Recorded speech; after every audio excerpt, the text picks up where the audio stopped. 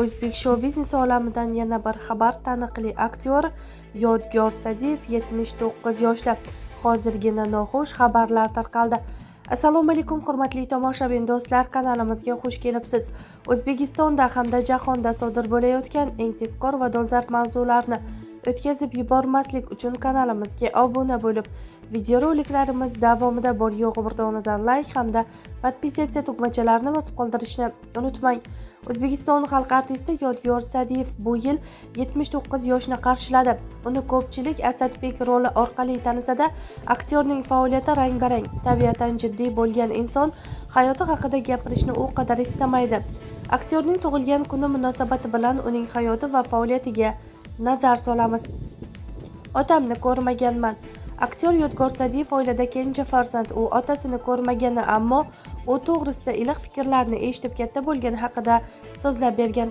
Otam tug'ilishimdan 2 oy avval vafot etgan ekan. Shu bois otam bilan bog'liq hech qanday xotiralarim yo'q, ammo hamisha sening palaging toza degan gapni eshitib katta bo'lganman. Dadam rahmatli Habib Sa'diy ham hozirgi O'zbek Milliy akademik drama teatrida aktyor bo'lib ishlagan. Dadam vafot etganida akam 6 yoshda bo'lgan ekan. U elas bo'lsa-da dadamni eslaydi. Albatta, ikkita bola bilan beva qolish oson emas. Onamning vafotiga qadar otasiz voyaga yetdim deya o'ksingan emasman. Boisi u kishi otam yo'qligini sira bildirmagan. Biror marta nega mening otam yo'q degan savol bilan onamni qiynamaganman. Yo'qsa onam 28 yoshida beva qolgan. Umr yo'ldoshiga bera olmagan mehrini 2 farzandiga ulashgan. Onam o'zim o'qigan maktabda boshlang'ich sinf o'quvchilariga dars berardi. Teatrga ishga kirganimda juda xursand bo'lgandi. Spektaklga kelib old qatorda o'tirishini va tomoshadan keyin peshonamdan o'pishini yaxshi ko'rardi. Afsus, ota-ona g'animat bo'larkan. U 84 yoshda vafot etdi. Uzoq umr ko'rgan bo'lsa-da, uning o'limidan keyin bo'zlab qoldim, deydi aktyor. Akam yelkasiga o'tkazib bog'chaga olib borardi. Bolaligim bilan bog'liq shirin xotiralarim ko'p. Akam Xayrulla Sa'diyev yelkasiga o'tkazib meni bog'chaga olib borardi. Ba'zan hazillashib, meni ko'tarib yurganingiz uchun bo'yingiz mendan past bo'lib qolgan deb kulaman. Abdusamad ismli tog'am bo'lardi. O'zi aravakash bo'lsa-da, juda tanti inson edi. U paytlari mahallada bo'lsa, bir yoki 2 insonning uyida televizor bo'lardi. Haftaning ba'zi kunlaridagina hind kinolari namoyish etilardi. Akam bilan Sebzordan O'rdagacha piyoda borardik. Televizor oldida 40 tacha odam yig'ilardi. Mahalla ko'y va qarindoshlar bilan yig'ilib hind kinolarini tomosha qilardik. Menimcha o'sha vaqtdan boshlab akam ikkimizda san'atga mehr uyg'ongan, deydi aktyor Yodgor Sa'diyev. Ilk o'zbek darvozaboni bo'lganman. Aktyorlik qahramonimizning qonida bo'lsa-da, ammo u bolalikdan futbolga qiziqadi. Ustiga ustak avvaliga san'at sohasida emas, quruvchilik texnikumida o'qiydi. Xo'sh, buning sababi nimada? Bolalikdan sportga qiziqqanman. Maqtanishim mumkinki, men birinchi o'zbek darvozabonlaridan biri hisoblanaman. Hujumchi yoki himoyachi bir nechta bo'lardi, ammo darvozabon bitta bo'lgan. Maktabni bitirib qurilish texnikumiga o'qishga kirganman. O'qib ishlab yurgan paytimda 1964-yilning dekabr oyida Paxtakor futbol jamoasiga ishga taklif etishgan. Muxlislarim juda ko'p edi, ammo baribir aktyorlikka bo'lgan mehrim kuchlilik qildi. 1967-yilda Teatr va rassomchilik instituti, hozirgi O'zbekiston davlat san'at va madaniyat institutida tahsil olayotgan paytimda birinchi marta Mirzo Ulug'bek spektaklida Farang elchisi, Dilbarim filmida Abdusalom obrazini ijro etganimdan so'ng Bobur siymosini yaratish eng katta orzumga aylangan edi. Yaratgan rollarim ichida Bobur obrazi hayotimdagi eng unutilmas va eng hayajonli obrazdir. Mana shunday jiddiy rollar nasib etganidan keyin san'atga ipsiz bog'lanib qoldim, deydi Yodgor Sa'diyev. Brigada shaytanatdan keyin olingan. Aktyorning muvaffaqiyatli rollari ko'p, ammo ularning eng zo'ri shubhasiz Shaytanat serialidagi Asadbek roli hisoblanadi. 1994-yili So'nggi o'q video filmini suratga olayotganimizda rahmatli G'ayrat Ubaydullayev Tohirda Shaytanat degan yangi asar bor, bir so'rab ko'rgin degan. Asarni o'qib chiqqach, uni film qilish shart deganman. Tohir aka bilan gaplashsam yo'q demagan. Ammo suratga olish ishlarini boshlashga shoshmaganman. Orada 4 yil uni qanday suratga olish kerakligi haqida o'ylaganman. O'sha paytdagi ichki ishlar vaziri Zokir Almatovga bu haqda aytganimda, nima yordam kerak degan. Filmni suratga olish uchun studiya ochish kerakligi haqida aytganimda, vazirlik qoshida Qalqon studiyasini ochishga ruxsat bergan. Bu janrdagi film nafaqat O'zbekistonda, balki Markaziy Osiyoda ham birinchi marta suratga olingan.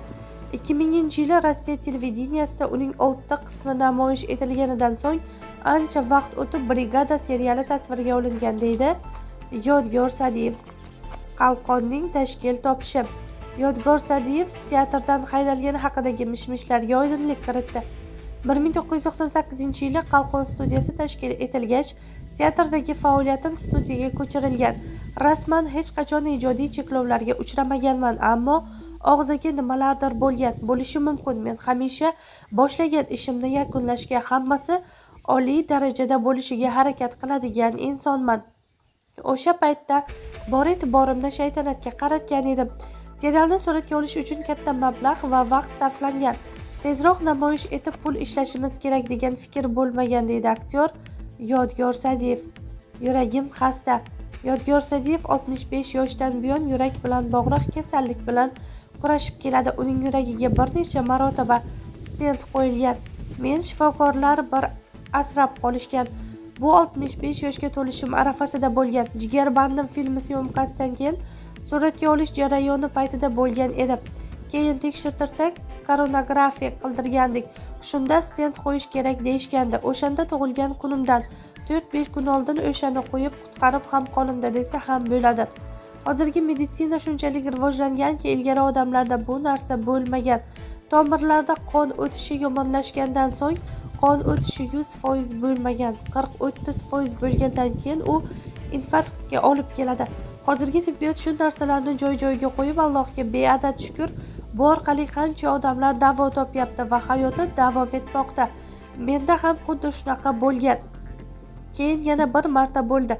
Kelinoyingiz vafotidan bir oydan so'ng bo'lib, keyin yana bir marta qo'yildi, deydi aktyor. Ayolimga suyanib qolgan ekanman. Aktyor onasidan keyin turmush o'rtog'iga suyanib qolgani, uning vafotidan so'ng yolg'izlikni his qilgani haqida kuyunib gapiradi. Afsuski, yaqinlarimizning borida qadriga yetmas ekanmiz. Onamning vafotidan so'ng turmush o'rtog'imga suyanib qolgan ekanman, ammo buni vafot etganidan so'ng angladim.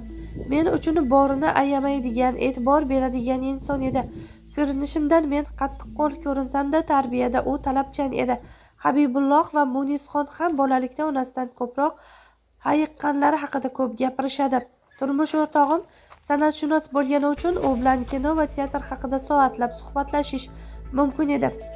Turmush o'rtog'im bolaligim, san'atga kirib kelishim, rollarim haqida ko'p so'rardi.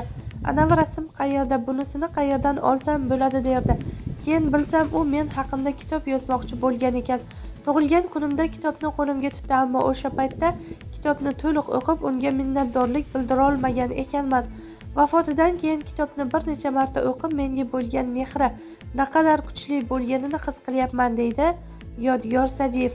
Yodgor Sa'diyev ilk mukofotni 43 yoshimda olganman. O'zbekiston xalq artisti Yodgor Sa'diyev ham 50 yoshdan keyin mashhurlikka erishgan ijodkorlardan biri hisoblanadi.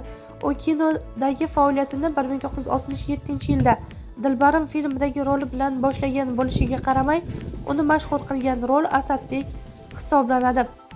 Hozirgi yoshlar birdan mashhur bo'lib ketgisi keladi. Shaxsan men 43 yoshimda ilk davlat mukofotini qo'lga kiritganman.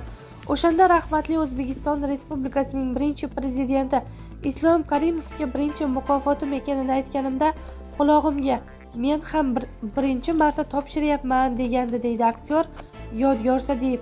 Aktyor 1990-yildan to 1998-yilga qadar birorta filmda suratga tushmagan. Bor e'tiborni teatrdagi faoliyatiga qaratib, qator rollarni ijro etgan. Shaytanat serialidagi Asadbek esa uning aktyor sifatida mashhurlikka erishishiga sabab bo'lgan deyilgan xabarda.